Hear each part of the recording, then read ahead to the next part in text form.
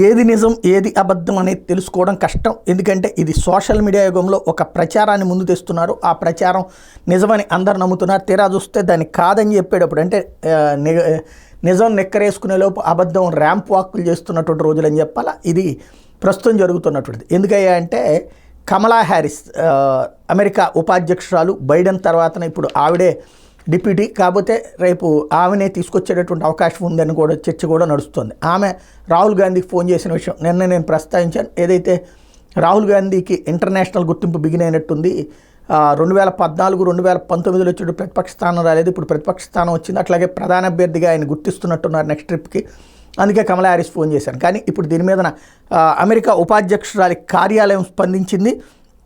ఫోన్లో మాట్లాడుకున్నట్టు వచ్చిన వార్తలు తప్పని చెప్పింది. అది ఫేక్ వార్తలని ఖండించింది. ఈ వార్తలో నిజం లేదని వైస్ ప్రెసిడెంట్ కార్యాలయం ధృవీకరించింది. రాహుల్ గాంధీతో కమలా హ్యారిస్ మాట్లాడలేదు అని సోషల్ మీడియాలో పోస్ట్ చేశారు. అయితే కాంగ్రెస్ పార్టీ మాత్రం కూల్గా ఉందన్నమాట.